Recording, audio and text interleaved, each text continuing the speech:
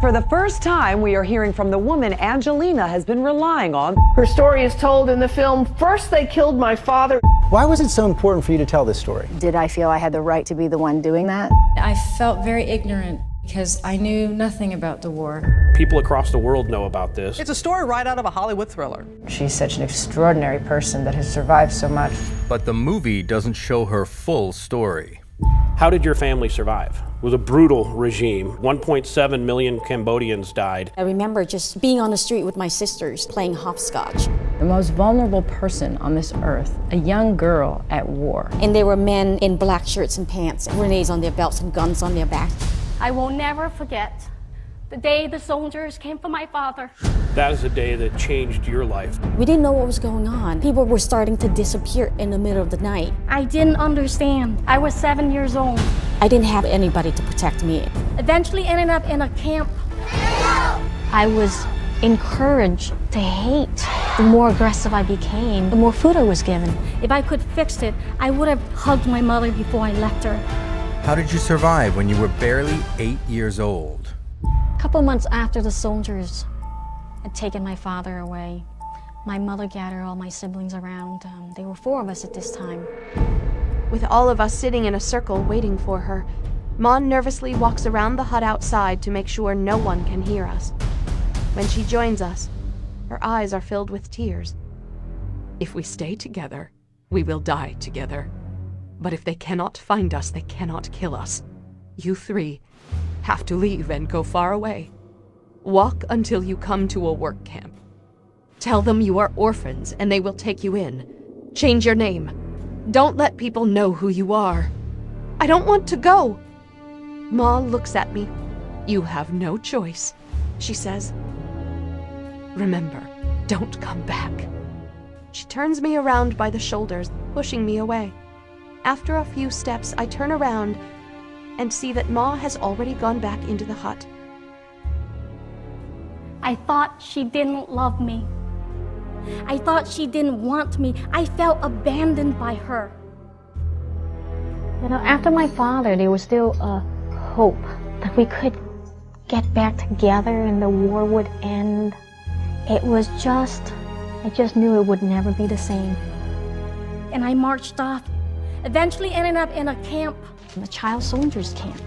I would be taken out and be trained with guns and knives. I was encouraged to hate. The more aggressive I became, the more hateful I became, the more food I was given. For the next 3 years, 8 months, and 20 days, all of Cambodia would become a prison, and all the people would live in villages that were akin to mass labor camps. It was very, very brutal. I was alone. I didn't have anybody to protect me. While picking firewood in the forest one day, someone comes up from behind me and grabs my waist. I swing around ready to attack, but stop.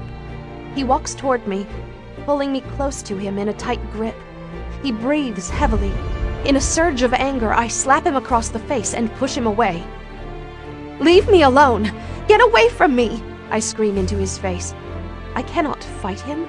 I turn to run, but am stopped by his hands on my arms. He throws me hard on the ground. I sit there, paralyzed and speechless.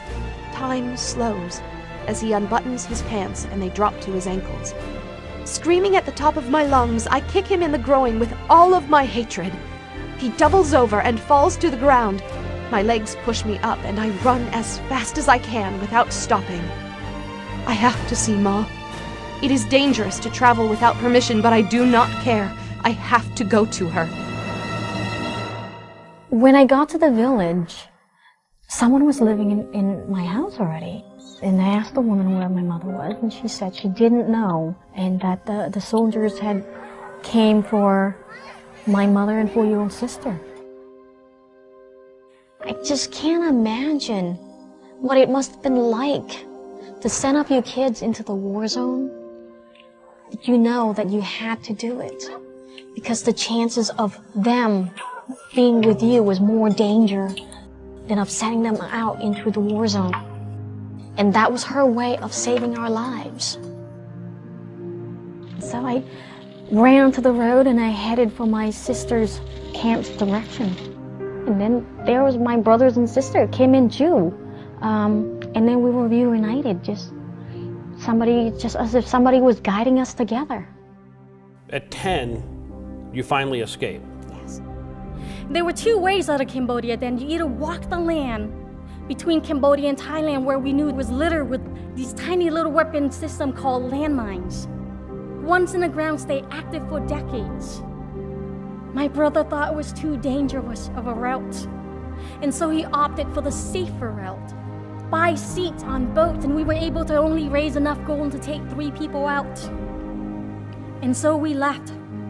Arriving at the refugee camps in Thailand, after 6 months of staying there, we were told we had been selected to go to this new place called America.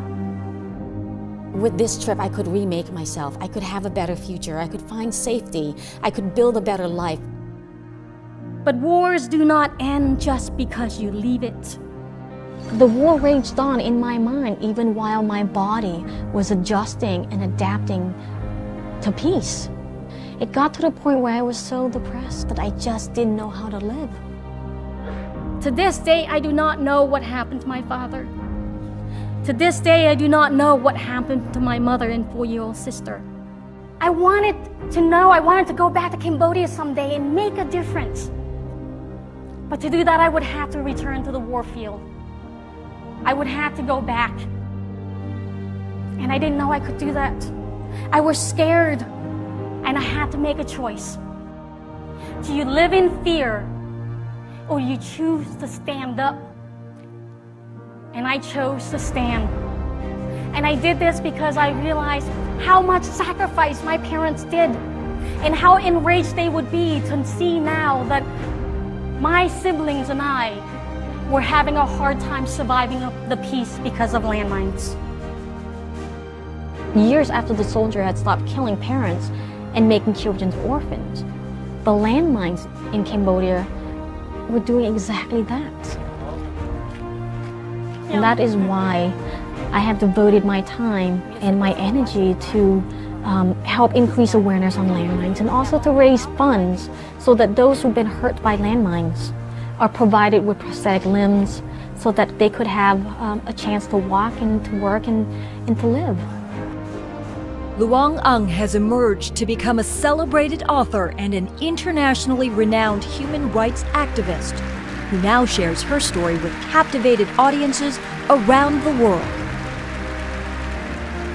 When I feel weak and vulnerable, I remember that I come from a long line of survivors, that I've come from a long line of fighters, that I cannot dishonor their love and memories and spirits and courage in such a way as to give up and not take that next breath. And I change how I look at the world.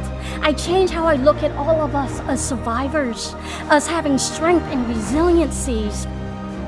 I change my story from that of being fragmented to one where I could see the wholeness of not just my experience, but my mother's, my father's, where you realize that this is not about you, that we are not alone in our journey to heal, because we are here, and that is victory. We breathe, and that is victory. We have life, and that is victory.